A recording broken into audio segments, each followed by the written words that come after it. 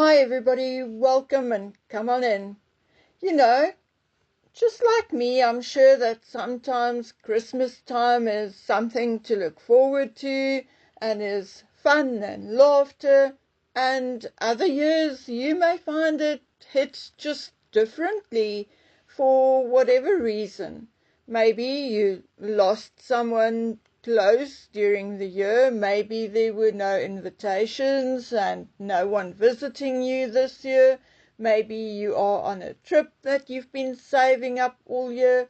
Who knows? This year definitely hits differently for me, and I'm not going to go into it except to say that for me it feels differently.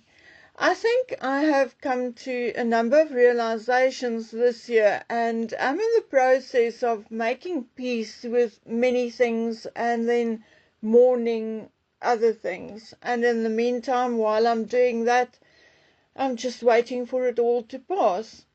I spoke to my sister this morning, and without even mentioning how I feel or anything about myself for that matter, she said the same thing. She said that all she wants to do is have a stiff drink, sit back and go to sleep. No thinking or feeling for a couple of hours. Then she mentioned the 9-year karmic guide or karmic cycle to me.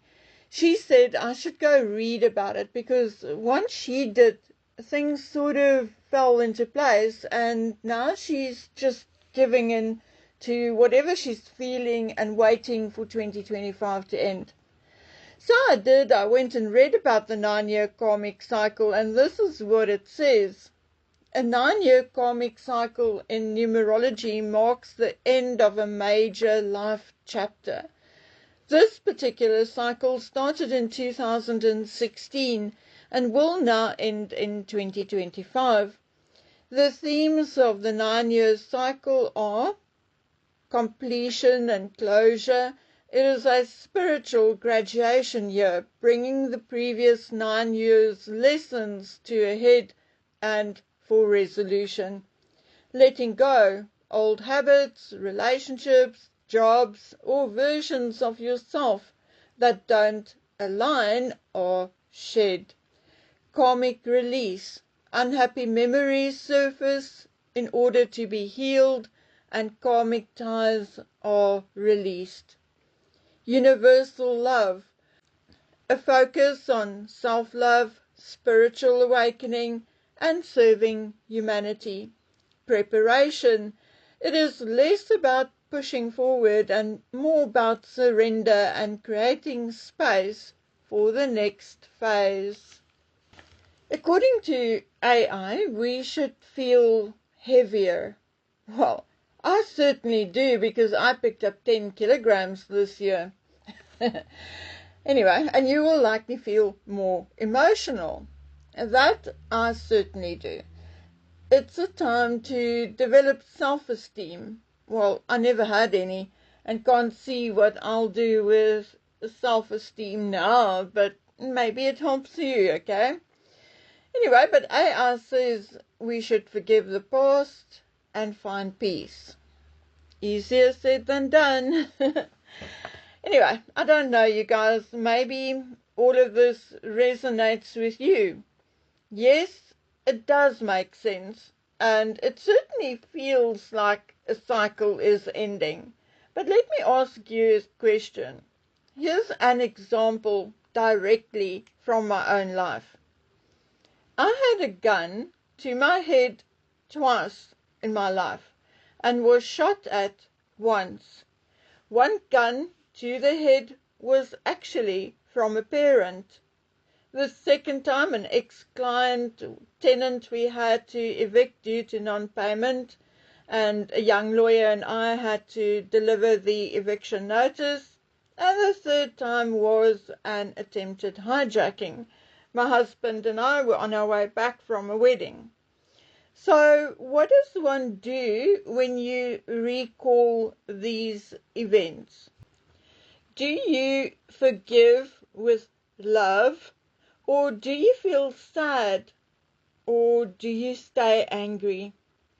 I don't know what to do with some of the things which formed me into who I am today, and whether I suddenly gain wisdom and have it all sorted and aligned by 2026, I truly do not know, and I sincerely do not think so. Okay, folks, then there are things like Three-Eye Atlas and the sudden surge of asteroids and other things in the sky, which not necessarily affect us physically, but likely affects us mentally. You see, it is nice to be arrogant and say, we are the cleverest, the prettiest, and the nicest because we are the only. We are the chosen ones. But the possibility that there's something else out there surely does kill that arrogance and brings us back to just how weak and fallible we really are.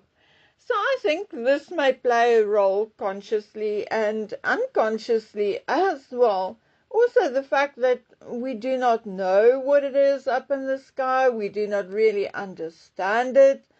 It's a disruption of the norm of what we have already accepted to be true and factual and, well, normal. And then the numerous wars ongoing between Russia and Ukraine, Israel and Gaza, etc., etc. If you know about it, you can't help but feel some sort of sadness, and sadness without even taking one side or the other. It doesn't matter which side you're on, there are always innocents getting hurt during a war. It is a fact. So, yes, I mean, I do not think it is strange at all that we all feel a little confused. My British friends with their strange anti-British Prime Minister, a king who does not know whether he is fish or flesh, Muslim or Christian. I mean, goodness, and you guys even wonder why you feel so tired and confused? It certainly has been a strange year, but according to the 9-year karmic cycle, we will make it through mentally and spiritually. We will grow and we will heal together.